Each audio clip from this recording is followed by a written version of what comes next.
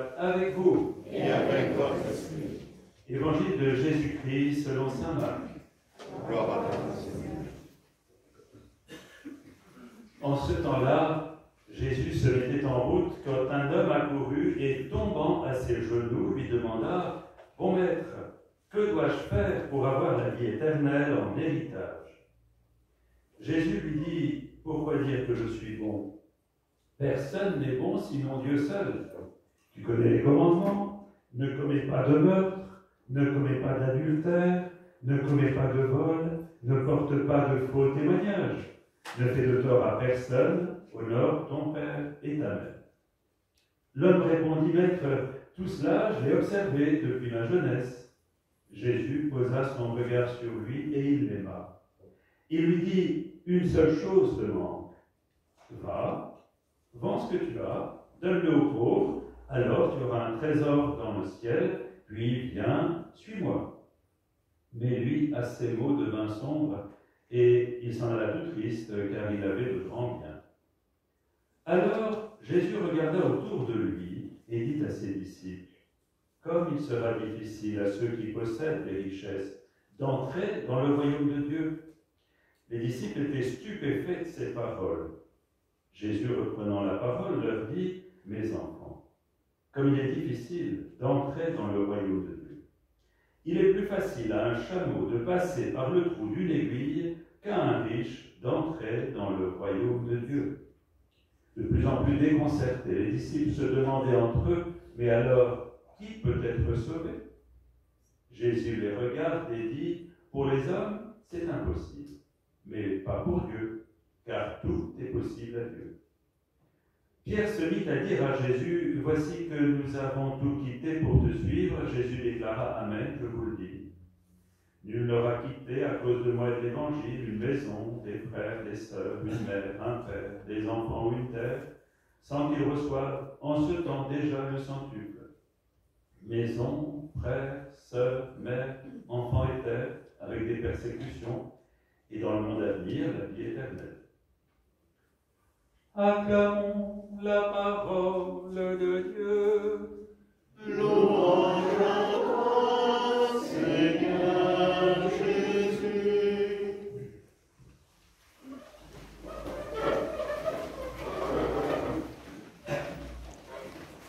Voilà une scène assez pittoresque. Je ne sais pas si vous avez remarqué, mais le début de l'Évangile commence de manière assez, disons, curieuse, parce que Jésus est sur le point de partir, et voilà qu'un homme se précipite, lui bloque le passage, se met à genoux devant lui et lui dit « J'ai une question à te poser. » Donc voilà, il était déjà avec tout son groupe en train de s'en aller, et il y a un barrage qui se fait, et Jésus ne peut pas passer.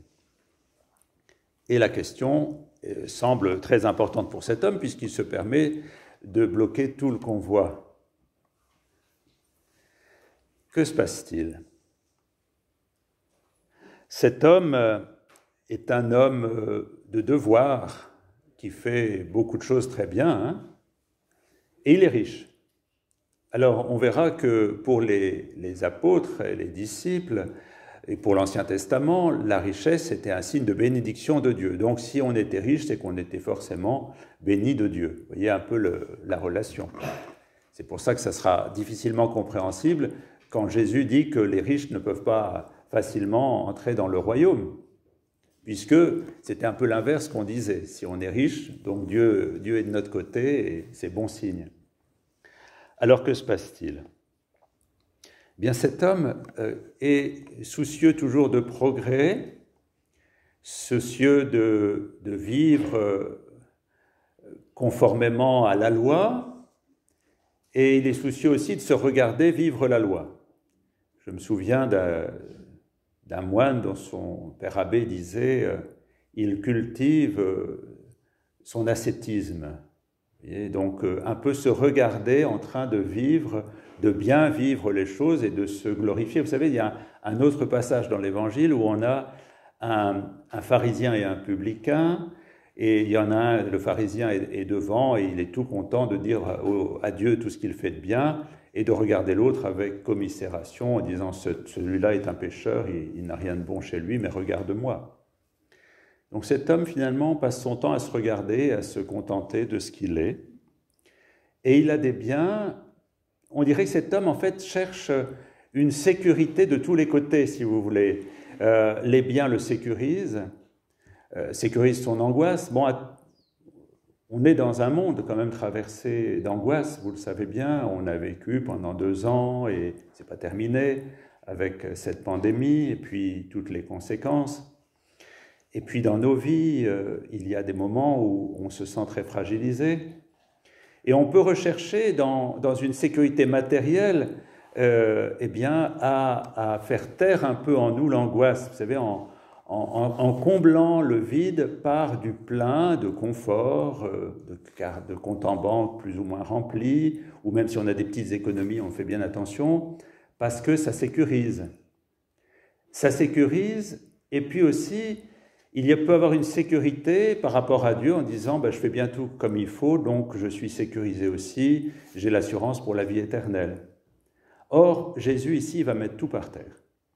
C'est intéressant de voir comment Jésus met tout par terre, pas pour le plaisir de mettre par terre, mais pour nous faire accéder à notre désir le plus profond. Parce que cet homme, si vous voulez, il sent bien que même s'il pratique bien la loi, même s'il a un petit pactole qui semble important d'ailleurs, puisque cet homme était très riche, eh bien, en même temps, il y a en lui quelque chose d'insatisfait. C'est ça qui fait qu'il se précipite vers Jésus. Mais il semble qu'il attend que Jésus lui donne peut-être le petit conseil qui fera qu'il sera complètement sécurisé. Or, Jésus va faire tomber l'édifice en disant « Très bien », et Jésus aime cet homme, il est pris de sympathie pour cet homme qui est généreux. Et il se dit, voilà quelqu'un qui peut aller plus loin, mais pas dans le sens où l'homme l'entend. Jésus va lui dire, tu veux pratiquer la loi, on va mettre la barre très haut. Tu veux y aller? Eh bien, écoute, va, tout ce que tu as, tu t'en débarrasses, tu le donnes aux pauvres, et puis viens, suis-moi. Vous voyez, Jésus met la barre tellement haut que ça devient impossible pour cet homme, parce qu'il est désemparé. Tout ce sur quoi il a bâti son existence, toute son apparence de justice, toute son apparence de sécurité, Jésus lui enlève d'un coup. C'est impossible. Il ne peut pas. Et vous voyez, dans l'Évangile, souvent le Christ nous entraîne à nous dire, voilà, tu veux me suivre, eh bien je vais te demander, aime tes ennemis, prie pour ceux qui te persécutent. Vous voyez, ça c'est aussi. Donne tout ce que tu as. En faisant cela, Jésus nous pousse, je dirais, dans nos retranchements pour nous amener à découvrir que ce n'est pas le chemin, n'est pas dans l'idéal que nous avons de nous-mêmes, mais dans la relation avec lui, dans une relation gratuite. Jésus nous demande simplement d'accueillir son amour, pas de prouver qu'on est bien, mais d'accueillir son amour gratuit. Dans l'Évangile, vous avez un riche, parce qu'on pourrait dire, alors la richesse, on ne peut pas accéder à l'Évangile, parce que si on est bloqué sur nos biens, sur nos sécurités, si, il y en a un qui est montré, je ne sais pas si vous vous souvenez, un riche qui a réussi à rencontrer ce regard d'amour de Jésus et qui a tout lâché. Lâcher, ça devrait vous donner une petite piste. Zachée, qui a tout lâché. Ben oui, Zachée, il était riche, très riche, mais il n'avait pas cette fausse sécurité sur sa vertu. Il savait qu'il n'était pas nickel. Et donc, devant Jésus, quand il a vu ce regard d'amour de Jésus, alors que Jésus le voyait bien tel qu'il était, tout le monde le connaissait, le Zachée. C'était pas un type terrible, hein. Eh bien, devant ce regard, son cœur a fondu et son portefeuille aussi, parce qu'il a décidé de partager et de rembourser davantage qu'il avait pris.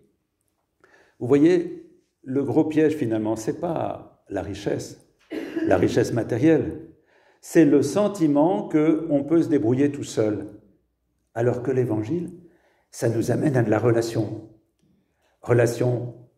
avec les autres, une fraternité, Relation avec Dieu qui nous aime. Et puis relation avec nous-mêmes. Parce que le riche, là, il n'est pas en relation avec lui. Il est en relation avec ses biens spirituels et matériels. Il n'existe pas, cet homme-là. Il n'est que dans l'apparence de l'existence et dans l'apparence du bien, même s'il fait du bien. Mais il ne se lâche pas. Et le Seigneur, aujourd'hui, nous appelle à lui faire confiance, finalement. Et à se dire, si le riche, vous savez, il y avait un premier pas qui était bien, c'est qu'il était triste. La tristesse, c'était de se rendre compte qu'il n'y arrivait pas. Mais l'erreur a été de se retirer. L'erreur a été de se retirer. Il est parti. Il aurait dû dire, Seigneur, je ne peux pas le faire, ça, j'arrive pas à tout lâcher. Mais qu'est-ce que aide-moi. Ça aurait été comme Pierre sur l'eau.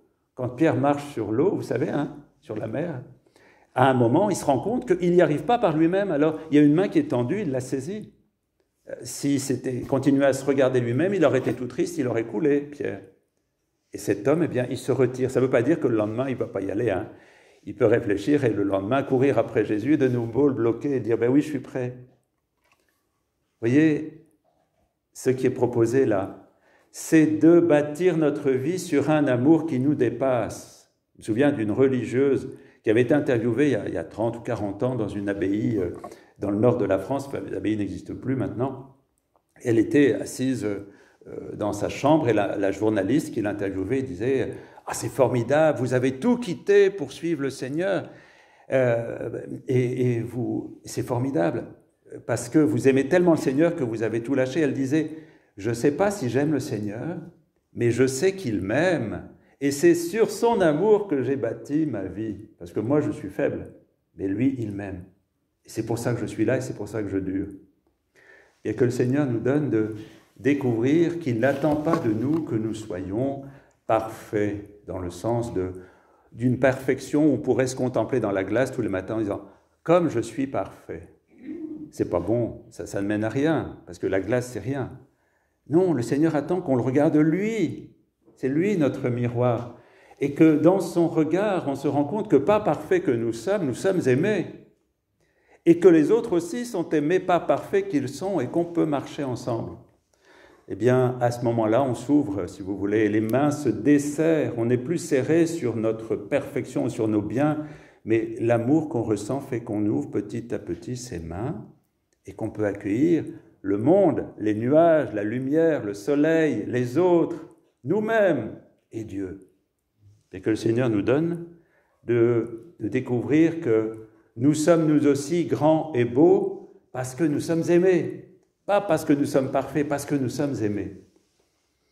Et que nous puissions accéder à cette joie d'un amour qui se diffuse autour de nous, dans le monde. Le monde a soif de cet amour.